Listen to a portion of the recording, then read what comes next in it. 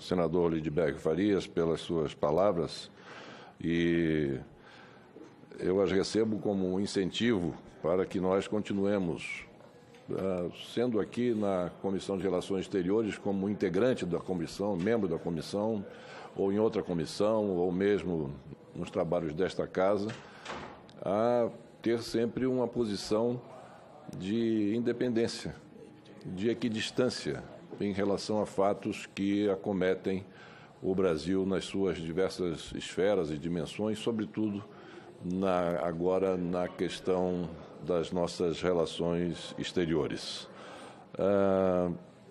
Me preocupa também bastante, porque a política externa brasileira ela vem sendo executada pelo Itamaraty. É uma carreira de Estado. Aliás, Vossa Excelência disse muito bem, não é uma política, não exerce uma política de governo, mas é uma política de Estado. E há um legado importantíssimo da nossa política externa. Nos últimos 50 anos, para contar, 50 ou mais anos, para contar da fundação das Nações Unidas, o Brasil sempre seguiu rigorosamente, primeiro, obedeceu às leis internacionais, sempre esteve de acordo com as resoluções do Conselho de Segurança das Nações Unidas, sempre respeitou as deliberações da Assembleia Geral das Nações Unidas, sempre teve um apego muito grande a tudo aquilo que dia a dia vem sendo construído nas nossas relações internacionais. É uma ação de coerência, sobretudo, do Itamaraty. Nós vivemos num mundo, queiramos ou não, globalizado. E no mundo globalizado exige que nós não tenhamos alinhamento automático com quem quer que seja. No meu modo de entender, salvo o melhor juízo, o Brasil tem que ter a sua posição de independência, de equidistância, de exercer o seu soft power, de buscar sempre ser um país que presta os seus bons ofícios para a resolução de conflitos, que seja um garante na intermediação de certos e outros conflitos, um país que busque o diálogo, o consenso, que busque a paz. E não é com alinhamento automático a esse ou aquele que nós iremos conseguir isso. Até porque, vejamos, o Brasil, nessa questão tão falada agora de uma eventual transferência da Embaixada do Brasil de Tel Aviv para Jerusalém, isso contraria frontalmente todas as resoluções e deliberações no âmbito das Nações Unidas que nós propugnamos, que o Brasil apoiou, que o Brasil vem defendendo ao longo desses anos todos, que diz e que determina que essa é uma questão que deve ser resolvida entre as partes. Israel, o Estado de Israel, nunca solicitou ao Brasil, em nenhum momento, a transferência da sua embaixada. Nunca. Nunca, muito menos pressionou. O Brasil hoje tem essas posições muito honrosas para nós, de direção-geral do OMC, de direção da FAO, de uma secretaria, a chefia de gabinete, se não me engano, das Nações Unidas, em função de uma arregimentação de forças para que o Brasil não chegue a essa posição sem uma arregimentação de forças de países que apoiem essas indicações. Isso é fruto do prestígio que o Brasil tem no contexto internacional, nas relações internacionais. Então,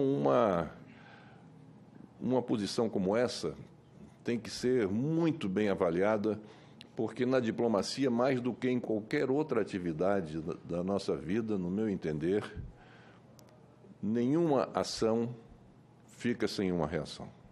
Nenhuma. Tem consequências.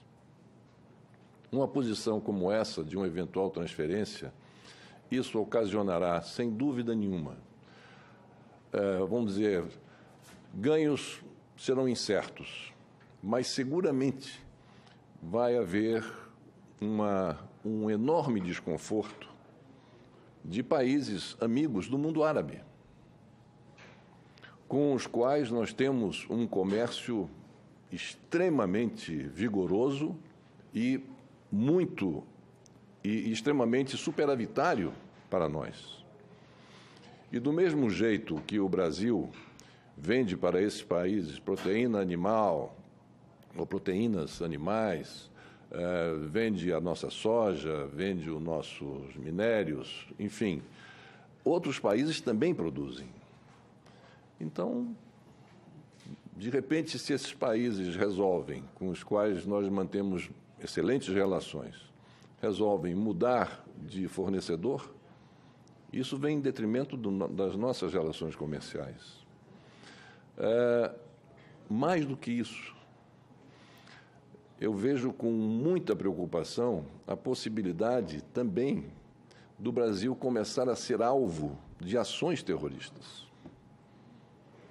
Porque nós temos grupos muito radicais no mundo e que, de repente, podem entender essa posição do Brasil como uma posição contra o mundo islâmico, que nós também nos chegamos a isso, mas pode ser entendido dessa forma. E, a partir daí, o Brasil vir a ser alvo de ações terroristas. Poderemos ficar sem o apoio de importantes atores para qualquer postulação que o Brasil tenha em relação a qualquer organismo internacional.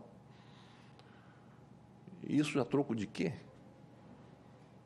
De um eventual alinhamento automático com a posição de não digo nem dos Estados Unidos da América, mas de um governo específico que aí está por alguns anos e que não vem pontificando exatamente como um governo, e, através do seu líder maior, vem pontificando por decisões erráticas, a saída do Acordo de Paris, a saída da Unesco, a saída do Conselho dos Direitos Humanos, a saída do Trans-Pacific, do Acordo do Pacífico, não é? E tem mais, tem várias outras decisões com a China, essa guerra comercial com a China, que é uma guerra que ainda bem que sentaram-se à mesa para jantar e fizeram aí estabeleceram um prazo para reconsiderar as decisões tomadas, já foram reconsideradas algumas delas. Também o acordo com a Rússia, que ele denunciou e vai sair do acordo com a Rússia sobre a questão de mísseis de longo alcance. Tudo isso, por quê, né? A troco de quê? São coisas que nos preocupam porque isso favorece a instabilidade mundial. A grande realidade é que a instabilidade mundial hoje, ela é causada fruto de ações das grandes potências. Elas que deveriam garantir a estabilidade, são elas as principais causadoras da instabilidade que hoje nós vivemos. Tudo isso que nós estamos vendo, o episódio da Síria, é um absurdo. É absolutamente fora de qualquer explicação plausível, que não a da ganância, da avareza, daquele ímpeto de dominação que essas grandes potências têm. E um povo sofrendo. 400 mil vítimas, 13 milhões de pessoas desplaçadas, saídas do seu território, 1,5 milhão de sírios no Líbano, que tem uma população de 4 milhões. Vejam como isso tudo desestabiliza uma região. Então, de modo que eu acredito que, senhor senador Lindbergh Farias, que Vossa Excelência tem toda a razão naquilo que colocou aqui. Pelo menos de minha parte, eu estou plenamente de acordo com essa preocupação que Vossa Excelência traz em relação no que diz respeito ao futuro da política de relações exteriores do Brasil. É necessário que nós não desprezemos esse enorme legado da nossa política externa. Até porque a nossa política externa, ela está baseada em artigos da nossa própria Constituição. Da nossa própria Constituição. Por exemplo, quando falam o Mercosul tem que acabar com o Mercosul não está dando resultado, mas há um dispositivo constitucional que trata da integração, a determinação de propugnar por uma integração regional.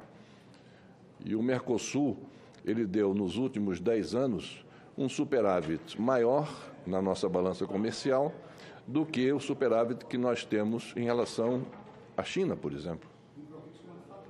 E de produtos manufaturados, aqui no Mercosul, produtos manufaturados, diferentemente em relação à China. Quer dizer, e de repente vamos colocar em alvoroço a questão do Mercosul, enfim.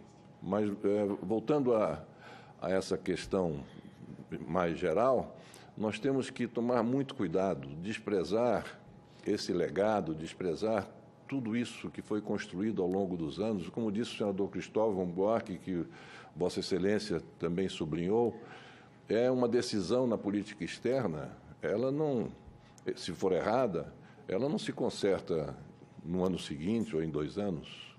Isso é uma questão de uma geração para que isso seja resolvido. Então, nós não podemos dar passos em falso. Nós temos que ter muito cuidado para deixarmos um pouco as emoções de lado. Nós sabemos que uma campanha política, nem sempre tudo aquilo que se coloca em praça pública, nem tudo aquilo que se coloca num debate público sobre o calor das emoções e das paixões, nem sempre nós temos que levar isso quando nos defrontamos com a realidade no momento em que se assume o poder. E não é feio, não é pecado chegar e dizer assim, não, pensei melhor, ouvi mais pessoas, consultei um maior número de interessados neste ou naquele assunto, ponderei e achei melhor nós fazermos de outra forma. Então, essa é a decisão. E não é feio, isso acontece com qualquer pessoa que seja eleito presidente da República ou primeiro-ministro, seja eleito pelos seus pais o primeiro-ministro, aí com mais dificuldade de se mudar, porque ele tem que estar com um programa expressamente determinado para que leve a efeito.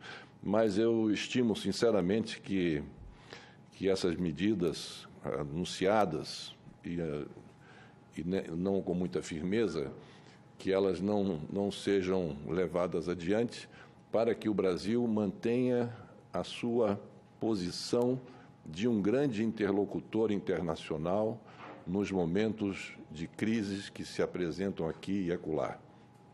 Gostaria de dar uma palavra aqui, especificamente em relação à Coreia do Norte. A Coreia do Norte veio realizando o seu programa nuclear. Alcançou o conhecimento da fissão nuclear e hoje é a 9ª potência nuclear do planeta. Bom, houve agora essa aproximação com o presidente dos Estados Unidos.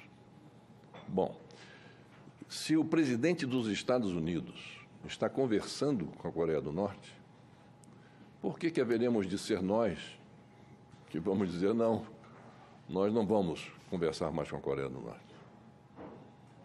Dentro dessa linha do tal do alinhamento automático. Aí serviria a favor do diálogo, nesse momento em que os Estados Unidos procuram esse encontro de posições com a Coreia do Norte. O líder da Coreia do Norte, ele vem adotando posições que são posições extremamente inteligentes, independentemente da política americana. Todos os gestos e atos de aproximação entre as duas Coreias tiveram como protagonista, tiveram como êmulo o líder da Coreia do Norte, Kim Jong-un. Foi dele a ideia de que as duas Coreias, sob a mesma bandeira, disputassem os Jogos de Inverno. Foi dele a ideia de convidar o presidente Moon Jae-in, da Coreia do Sul, para o encontro em Panmunjom, que foi um encontro histórico. E, nesse encontro, não havia nenhum observador externo, só havia coreanos do Sul e do Norte. Foi dele a proposição de um encontro com o presidente dos Estados Unidos, convite esse levado pelo presidente da Coreia do Sul ao presidente norte-americano. Foi dele todas as iniciativas no sentido de se criar uma linha aérea entre Seul e Pyongyang, de se estabelecer novamente a ligação férrea entre os dois países. Estabeleceram já, os dois países, sem interferência de ninguém, uma data nacional para ser comemorada pelos dois países. Quer dizer, a data nacional hoje da Coreia do Sul e Coreia do Norte é uma só data. Ou seja, isso demonstra o interesse dos dois países de se voltarem a se unir, de encontrarem uma maneira de se unirem. Demanda tempo? Demanda. Mas enquanto eles estão conversando, a paz não está ameaçada. Então, é necessário que nós entendamos essa questão da Coreia do Norte e do Sul como uma questão estratégica para o Brasil, porque o Brasil é o único país das três Américas, Norte, Central e Sul, que tem representação diplomática, é o único, que tem representação diplomática nas duas Coreias. Tem boas relações com uma e com outra. E nesse entrechoque, às vezes mais acalorado, outros menos, em algum momento não vai ser o líder da Coreia do Norte e o líder dos Estados Unidos que vão sentar e resolver. Alguns países serão chamados para intermediar esse entendimento. Então, a presença do Brasil na Coreia do Norte é muito importante porque fatalmente o Brasil será chamado. Fatalmente será chamado como um dos países que serão ouvidos, ou a quem serão solicitados os seus bons ofícios para evitar aquilo que é nada mais, nada menos do que uma conflagração nuclear. Então, de repente, se falar, não, vamos romper relações com a Coreia do Norte, vamos romper relações, outra coisa, com Cuba. Por que Cuba? Por que Cuba? Essa questão dos mais médicos, quer dizer, hoje há milhões de pessoas desassistidas pela saída dos médicos cubanos que aqui estavam. Aí dizem, não, porque eles estavam aqui dizendo trabalho escravo, ou com médicos que recebiam menos do que deveriam, que não pode receber a família. Bom, mas isso é uma questão do governo de Cuba com a Organização Pan-Americana de Saúde. O convênio é lá com eles. Nós temos que nos intrometer nisso, nessas questões. O importante é que estejam prestando uns bons serviços e que não haja nenhuma infringência à questão de direitos humanos. E não há nenhuma infringência, porque se houvesse, nenhum desses médicos voltaria. Mas com a retirada dos mais médicos, de uma forma intempestiva, o que causou foi um enorme prejuízo para a população a mais necessitada do país, que nesses recônditos do Brasil não tem mais essa assistência. Eu fui prefeito, fui governador, fui presidente e, nos 3 escalões, eu tinha dificuldades em relação, não somente eu, todos, na questão dos concursos para médicos. Por exemplo, como prefeito, fazia concurso para médico para os bairros mais distantes. Eram concursados para desempenhar suas tarefas nesses bairros mais distantes. Eram aprovados 20, 30 médicos. Eles iam para o seu local de trabalho. Com 3, 4, 5 meses, vinha o primeiro pedido do vereador. Não, porque é muito distante, porque a minha filha casou agora e o noivo está lá, não sei aonde e tal. coloca ele para Maceió, governador do mesmo jeito. Presidente, já não fiz concurso para médico, mas sempre tinha aqueles que já estavam em locais mais distantes o pedido para voltar para as capitais. Então, os médicos cubanos preenchiam exatamente essa lacuna. Exatamente essa lacuna. Se é o caso de terminar o programa, que não se terminasse de uma maneira tão abrupta. Vamos fazer isso paulatinamente, vamos conversar. E muito menos romper relações com Cuba. Por que romper relações com Cuba? Por quê? Ah, não, porque é uma ditadura. Mas ditadura? O que é a ditadura hoje? Não se sabe direito. Quando as grandes potências tiraram pessoas como o líder da Líbia, o líder do Iraque, enfim, lá da Tunísia, o que aconteceu? Né? O que aconteceu com esses países? Estão aí, né, na situação em que se encontram de completo caos. E Cuba, em relação a nós, em relação ao Brasil e ao nosso continente, tem uma importância muito grande, muito grande. Nós não podemos deixar de reconhecer que Cuba, um país que é uma ilha daquele tamanho, com 10 milhões de habitantes, vem resistindo há 60 anos a um cruel embargo promovido pela maior potência do globo. Isso significa o quê? Vamos ajudar ainda mais o sofrimento que o povo vem passando? Como? Então, são essas posições na política externa que nós temos que ponderar bastante. Eu sei que tem opiniões contrárias e tal, mas temos que debater internamente no governo e sobretudo, nos pautar pelos exemplos que a nossa política externa vem trazendo, fruto do exercício de tantos e tantos anos, com governos os mais diferentes.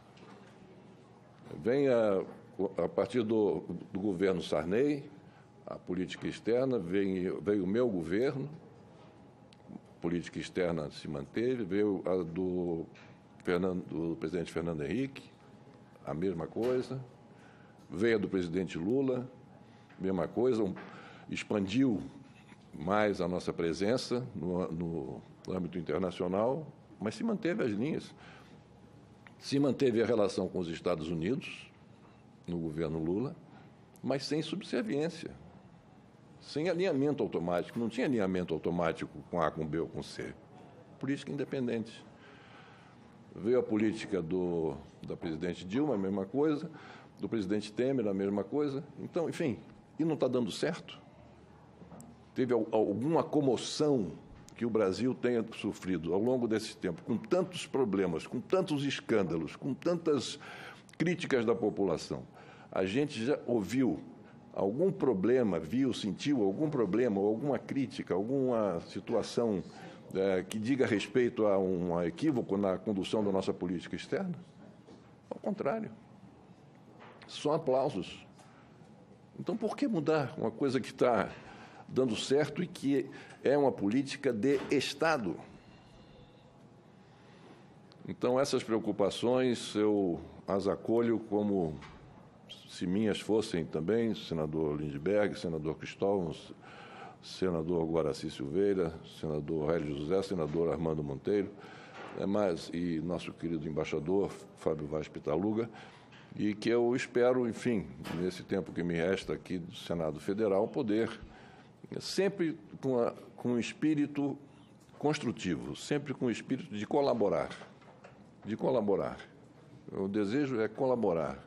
O desejo é evitar que erros sejam cometidos. Não que eu saiba tudo que é certo, tudo que é errado, mas a experiência que a gente vem acumulando ao longo da vida, essa experiência, às vezes, pode servir em alguns momentos, né? Sobretudo pela vivência que a gente vai amealhando ao longo dos anos.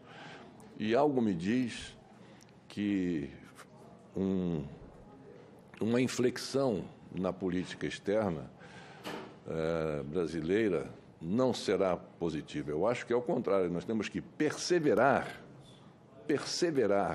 com a nossa política externa e estarmos muito atentos ao que diz, né, a nossa Constituição, sublinhando esses pontos, recordando esses pontos e fazendo cumprir esses pontos naqueles que dizem respeito à condução da nossa política externa. Desculpe eu ter feito esse longo comentário, porque eu gostaria de ouvir, nós todos, as respostas que o embaixador Fábio Vaz Pitaluga tem a nos oferecer. Muito obrigado ao senador pela... Senhor presidente, pela ordem. O senador Guaraci, em seguida, senador Hélio José, por favor. Senhor presidente,